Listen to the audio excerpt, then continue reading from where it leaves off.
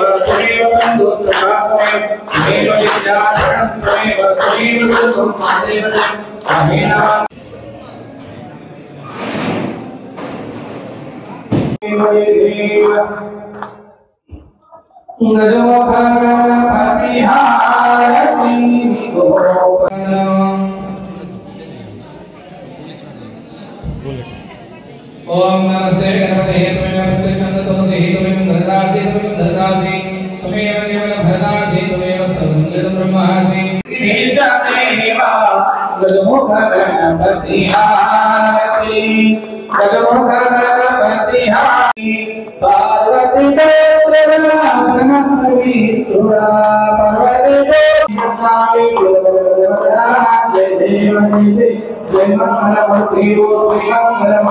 శివాయ గణేశాయ నమః. తానూరు మండలం బోసి గ్రామం, నిర్మల్ జిల్లా తానూరు మండలం బోసి గ్రామంలో మా యొక్క వరసిద్ధి వినాయకుని యొక్క స్థాపన చేయడం జరిగింది.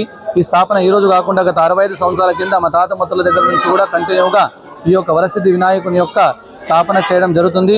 ఒకే వినాయకుడు ఒకటే గ్రామము, అంటే ఈ మా ఒక్క గ్రామంలో ఒకే ఒక్క వినాయకుడు వరసిద్ధి వినాయకుడు గత 65 సంవత్సరాల నుంచిగా స్థాపిస్తాము. మరియు 11 రోజుల తర్వాత నది దగ్గర వెళ్ళి ప్రోక్షణ చేసిన తర్వాత తీసుకొచ్చి మళ్ళీ లాకర్లో పెట్టడం జరుగుతుంది.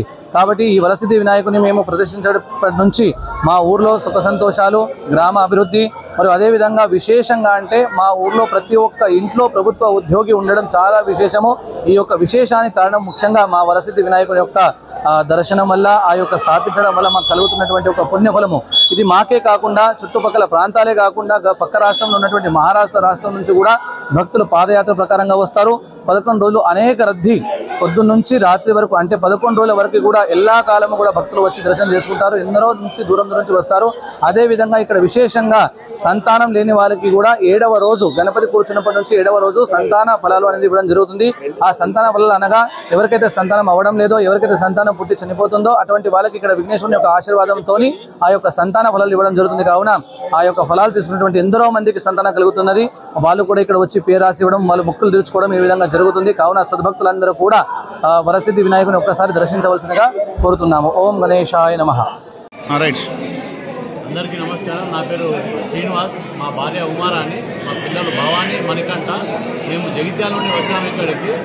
మేము గత 5 సంవత్సరాల నుండి బోసి గ్రామంలో ప్రతిష్టాపన చేస్తున్నటువంటి వినాయకుడిని దర్శనం చేసుకోవడానికి రావడం జరుగుతుంది. మేము 5 సంవత్సరాల నుంచి రావడం వల్ల మాకు ఆర్థికంగా కానీ, మా పిల్లల చదువు పరంగా కానీ అందరం సంతోషంగా ఉన్నాము. మా పాపకు ఇక్కడికి వచ్చిన తర్వాత జాబ్ కూడా వచ్చింది. సివిల్ ఇంజనీర్లో అమ్మాయి బిల్డ్ వర్క్ డిజైన్ చేస్తున్నారు. సంతోషంగా ఉన్నాం మేము. అదేవిధంగా ఇక్కడ జనాలు కానీ, ఇక్కడ మన గవర్నమెంట్ కానీ, ఇక్కడ ఏదైతే బోసి గ్రామంలో వినాయక ప్రతిష్టాపన చేసి నవరాత్రులు జరుగుతున్నాయో దీని గురించి అధికంగా ప్రచారం చేసి అధిక భక్తులు వచ్చి ఇక్కడ బోసి గ్రామాన్ని ఇంకా డెవలప్ కావాల్సిందిగా మేము కోరుతున్నాము. మరిన్ని వీడియోస్ కోసం ఛానల్ ని సబ్స్క్రైబ్ చేయండి. లేటెస్ట్ అప్డేట్స్ కోసం వాట్సాప్ ఛానల్ ని ఫాలో చేయండి. అండ్ లింక్ డిస్క్రిప్షన్ లో ఉంది.